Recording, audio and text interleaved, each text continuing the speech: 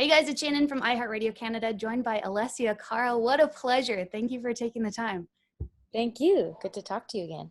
So I know that we have a lot to cover, but most importantly, I feel like a priority is the fact that you recently became a mother. Congratulations.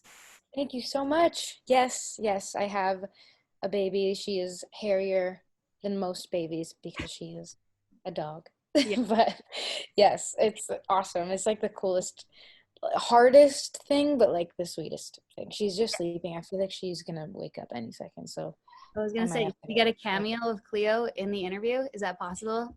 I think it is. Well, you know what? She might be crying already. Hold on. Okay. Here she is. Oh my goodness, she's so cute. Thanks for waking her up. Oh my God. No, she really was already awake. She was like waiting for me to go pick her up. She rarely cries in the crate. She likes her crate. Oh, that's good. Where did the name Cleo come from? Where did the what? Sorry? Name Cleo come from, yeah. I've always just loved that name, but I remember watching this cartoon. You remember Clifford, the big red dog? There was a little dog on there named Cleo that I always loved, and I was like, this would be a cool name if I ever had a dog. I never wanted to get a girl. I always envisioned getting a boy dog, and then I just saw her, and she just like licked my face, and then I was like, this is her. This is the one. Was this a pandemic decision, or have you had this plan for a while? Well, I've always wanted a dog, but it definitely was a pandemic decision just because it's like the only time in the world I'm probably going to have to train her at home 100% because like I'm usually traveling. So it was kind of perfect timing and she was the best. And so we just got her. Cute. That's so exciting. Okay, so we'll shift away from the dog since that's all. Yeah. Congrats on the new EP. That's so exciting this summer live off the floor. What brought you to the floor? How did this come together?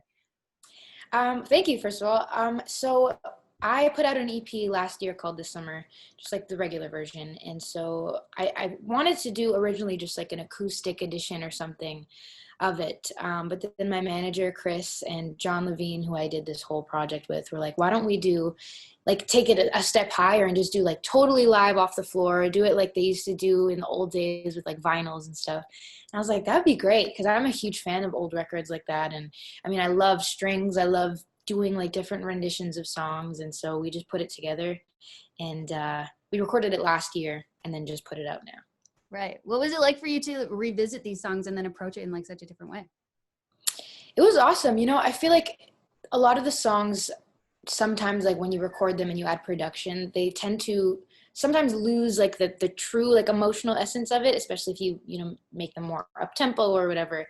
But I write songs originally just on my guitar and they all sound a little bit more emotional when I first write them. So I felt like we were sort of reverting back to the original sentiment of the songs, which is awesome because I've always wanted to showcase that light in those songs too, because there is that like essence of like nostalgia in there and like a little bit of sadness, which is always in my music. So it was nice to like showcase that too.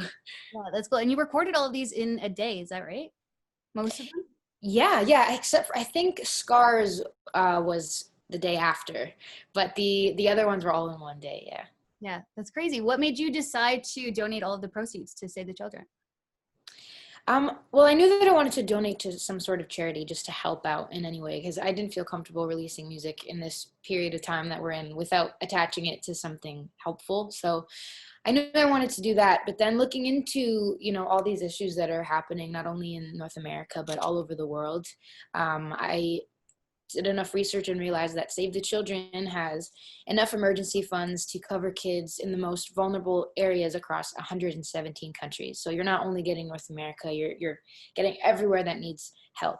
And through educating myself these last few months, you know, you really see everything that's going on, things that we don't even know about, like in Yemen or even the indigenous communities here in Canada. Like I had no idea a lot of the things that were going on and the mistreatment of these kids and just communities in general. So, and also I think kids are the most malleable and we need to protect them the most because those are going to be our future leaders. And so Save the Children was like a good one, I think. So hopefully it helps people out. I think that's so important. That's great. Yeah. And I feel like these last couple of months, especially being in the pandemic, it's been great for a lot of people to like educate themselves on a lot of things. So I think that'll definitely help. Totally. That's Yeah. good. Well, Speaking about hanging out at home over the last couple of months, you've been at your parents' house, right? Yeah, I've been going a little bit back and forth.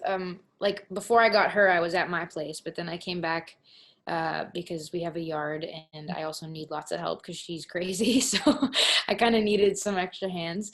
But yeah, it's been really nice to actually be at home with my family, and I mean, my place isn't too far from my family home anyway. So it's been nice to not be working and just like chill with them.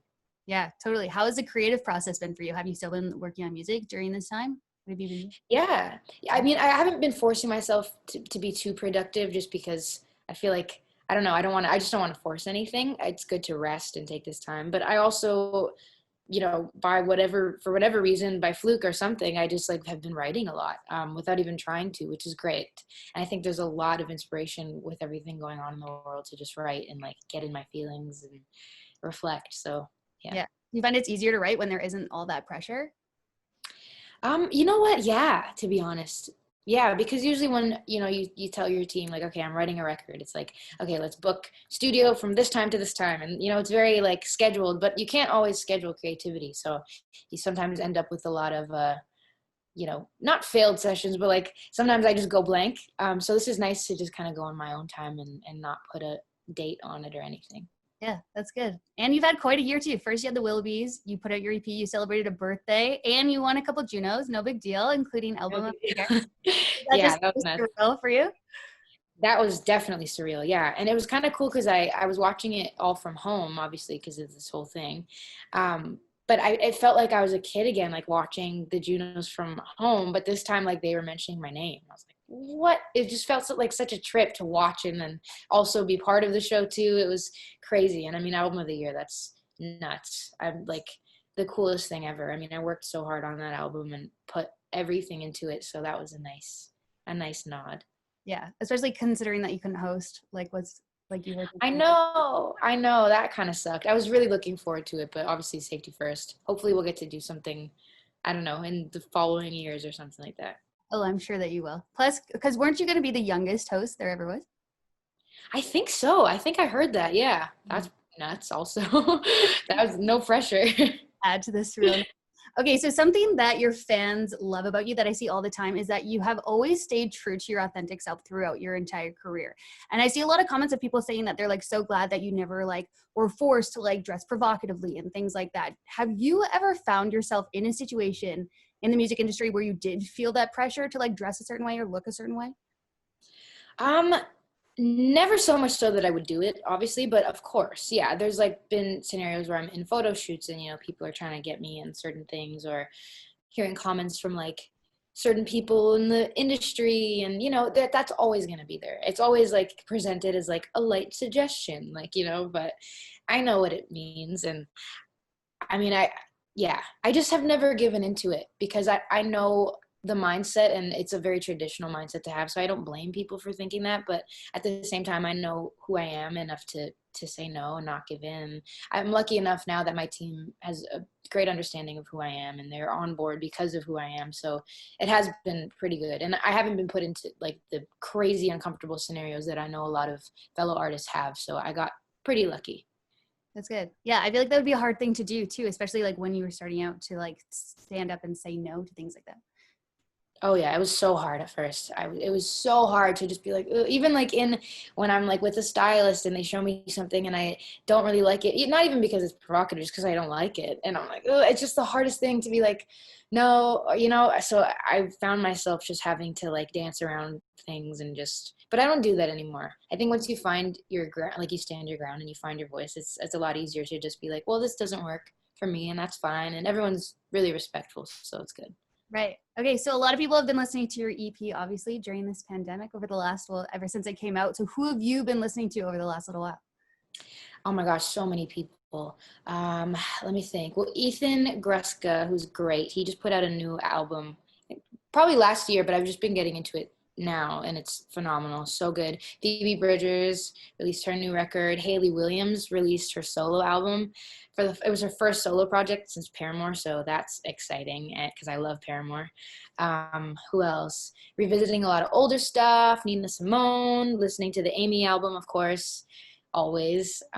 Yeah, everything. I'm just like huge on like consuming music more so than even writing it. So that's what I've been doing. Cool. I love it. Alessia, thank you so much for taking the time. Always a pleasure. Thank you. It was good talking to you again. Good to see you. Bye.